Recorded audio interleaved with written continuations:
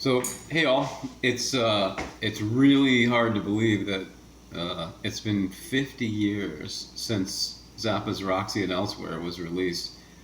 Um, on one hand, it's like kind of scary that many years have gone by, but yeah, it's something that should be celebrated because it's one of the albums that I have been coming back to for almost all those years. I think I got it when I was about 14, and everything about it was cool. I remember sitting and listening to it and just looking at the cover and looking at the cover some more, and just imagining what it must have been like at that show or those shows. I mean, because the cover just makes you realize they're having fun. And the cool thing is they're having fun while playing some really complicated music. Um, and playing it is a good example of tight music. Like the musicians are on. It's loose in that they can improvise and throw a different fill in here or there, or say something funny into the microphone at any point. But it is so tight. The band is unbelievable. And I think I heard one of the musicians say that they even tightened it up more after that. Like they felt that some of the other parts of touring with that same music got even better. It's hard for me to believe. I mean, one comparison, of course, is the You Can't Do That on Stage Anymore, Volume 2. And there's some just really fun and funny stuff going on with some of the same tunes. But yeah, this album just did it for me.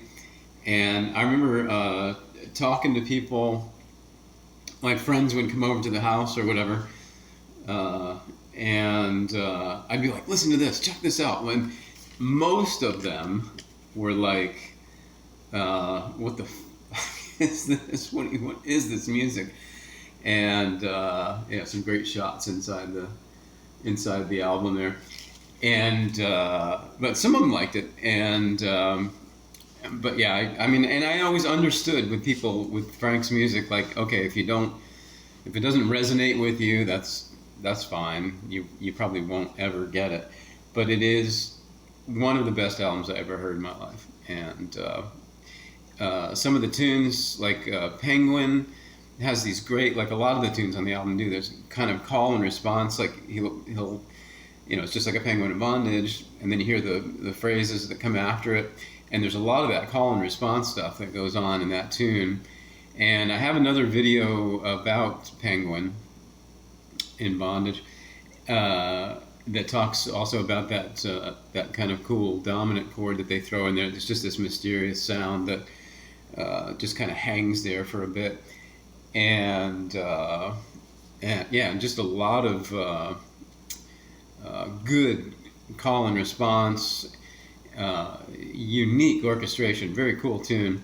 And I always love the sound of the percussion in that as well. And then you have something like Pygmy, Twilight, that has this just jagged melody, but it works. And the way the vocals interact. Yeah, I don't know. It might be interesting to hear like a high school marching band pull that out or whatever. Village of the Sun is it's just a beautiful tune. It has great harmony, great chord changes. It's I love the little story, of course, at the beginning, talking about where he used to live there with the turkey farm, etc. And it's one of those songs that I could hear orchestrated many ways. Like it might sound good just as an instrumental piece, as a lot of Frank's tunes might. And it's cool. It's cool that he did some songs that way, like Sofa, some instrumental version and a vocal version. But that song, the melody and harmony stands on its own to me, even without the fun and funny lyrics. And I love that change right off the bat from a minor 9 to major 9. Sorry, reverse that. Major 9 to minor 9 F. Just the way it starts off. That I have, it's old, but I have a video for that tune if anybody wants to learn that. That's on the channel, as there are a couple more from the album. Echidna, Echidna's ARF. That is just, it's just like all these great patterns that run together, and some of it, as a matter of fact, I'm going to include two sections of that tune in tablature. I'll put a link to it, that are actually just kind of good finger exercises. And I think one of them is the one that Ruth Underwood has heard talking about in one of her interviews, where she said he just kept playing this thing over and over again. And, you know, she was like, oh, yeah, I hope that turns out to be something, because I could really hear that on the marimba or whatever. I'm totally paraphrasing, but I'm pretty sure one of the ones that I'm going to put down is the one she was talking about. Don't You Ever Wash That Thing. Oh, by the way, I can't bring up this album without saying something about George Duke. He really helped to make that band, because as I said in another interview with one of the Fowler brothers, you know, he could fill, it was Bruce Fowler said he could fill like a million roles, and he really can, with all the different synth sounds and whatnot. But his solo work and his just tasty keys on all these songs are great. Don't You Ever Wash That Thing? I think there's just an amazing little section in there. I mean, he does cool stuff in every song. But there's this great little bit with him on that tune. And let's see, what am I forgetting about here, tune-wise? The More Trouble Every Day.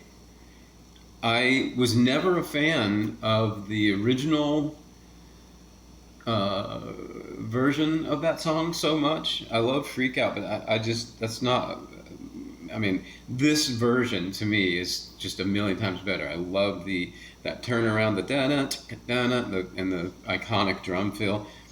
Son of Orange County is a simple song in a way. It's just going between like the 4 and the 5 chord, just two majors, a whole step apart. I have to analyze the melody to make sure that's really what's kind of being implied, but I think it is. And it's just pretty. It's just a really nice melody over a very simple chord change. Cheapness, I didn't mention. That is so good, especially from the percussion perspective. And anybody who's ever seen the Roxy video now, by the way, what a treat that was to see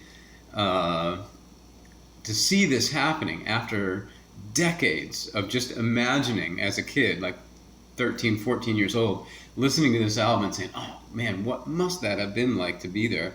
And to finally see that live is such a treat. Love that. And some of those little outtakes from in the studio were fun to watch too, with the gals singing. Cheapness, because they do a version without any of the other instruments, just the drums.